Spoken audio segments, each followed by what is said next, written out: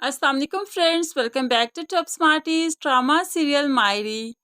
फेमी जो छोटी सी एमन की शादी करना चाहती थी तो साइका को ये गवारा नहीं था, इसीलिए तो सजाद साहिब को फ़ोन करते हुए सब कुछ बता दिया। सजाद साहिब जो कि गाड़ी ड्राइव कर रहे थे, बस इसी टेंशन में उनका एक्सीडेंट हो गया। जल्दी से उन्हें हॉस्पिटल पहुंचाया गया, लेकिन यहाँ पर वो अपनी ज़िंदगी की बाजी हार गए। शोहर का साथ एक मजबूत साइबान की मानिंद होता है। जब वो साथ ही छूट गया, वो साइबान ही टूट गया। तो फिर भला एमन को लेकर अकेले घर में वहां पर फैमी कैसे महफूज रह सकती है, इसलिए उसने मे के आने के बारे में सोच ही दिया। यहाँ पर अपना सामान बांधे वो अपनी माँ के कमरे में आ जाती है, जहाँ पर वो अपनी ज़िंदगी के बाकी दिन गुजारेगी।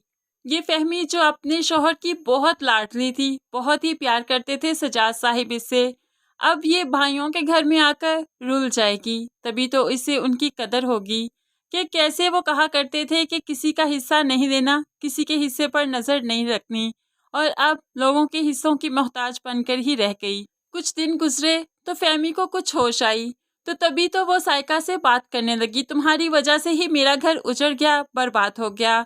अगर तुम उस दिन सजाद को कॉल ना करती तो उनका एक्सीडेंट ना होता और आज वो हमारे दरमियान में होते। आयशा भी हैरानगी से साइका की तरफ देखने लगी, लेकिन साइका जानती है कि उसने तो कुछ भी गलत इरादे से नहीं किया। फहमी अब अलग थलग ही रहना शुरू हो गई, किसी से ठीक तरह से बात भी नहीं करती, छत पर अकेली बैठी थी। तभी साइका बहन के लिए चाय का कप बनाकर ले गई, तो फहमी यहाँ पर फिर से उसे झगड़ने लगी, लेकिन साइका ने उसे गले लगा लिया। तो फहमी आज उसके गले लगे बहुत ही रोई। दूसरी तरफ एनी, जिसकी कॉलेज से बहुत ज़्यादा छुट्टियां हो चुकी हैं, पहले प्रेगनेंसी के बाद उसने 4 महीने छुट्टी की। उसके बाद अनाया की तबीयत खराब हो गई, तो फिर इसका खुद का पाँव जब ऑयल पर से फिसल गया तो फिर उसने छुट्टियां की। और अब सजाद पुप्पा की डेथ के बाद भी उसे छुट्टियां करनी पड़ी कि कॉलेज का बहुत ज़्यादा खर्च हो चुका है।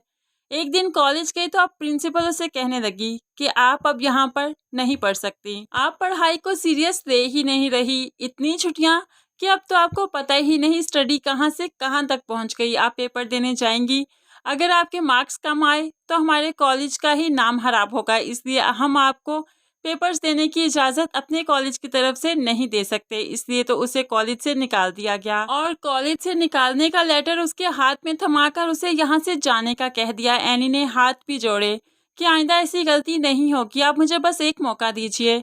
लेकिन प्रिंसिपल ने एक ना सुनी। अब सीढ़ियों में बैठी अपना लेटर पढ़ती रही और साथ ही साथ रोती रही कि उसके तो बहुत ख्वाब थे, उसने तभी तक बहुत ज़्यादा पढ़ना था, क्या यहीं पर उसकी स्टडी ख़त्म हो जाएगी। हमें ऐसा लगता है कि एनी अब प्राइवेट ही पढ़ेगी। दूसरी तरफ हबीब का लालच तो कभी ख़त्म हो ही नहीं सकता, किसी के दुख में वो सही तरह से शरीक होता ही नहीं, सिर्फ अपनी ही उसको पड़ी रहती है हर वक्त। अब उसको पता है कि फहमी अकेली है, इमन की शादी करने के बाद फहमी के आगे पीछे कोई नहीं, इसके हाथ में जो कुछ भी है वो हबीब का हो सकता है। इसलिए तो वो उसे लालच देते हुए कहने लगा, अभी मौका है, तुम जहीर भाई की जायदाद से इस घर से अपना हिस्सा ले लो। भला तुम एमन को अकेले कैसे पालोगी, उसकी स्टडी है, फिर उसकी शादी भी करनी है। तो यहाँ पर फहमी भी सोच में पड़ जाती है, लेकिन इस हबीब को फहमी से कोई गर्ज कोई मतलब नहीं, उसे तो फिक्र है तो सिर्फ अपनी। इसीलिए तो उसे बात करने के बाद बाहर जाकर मुस्कुराने लगा कि ये फहमी उसके हाथों तो पागल बन ही जाएगी।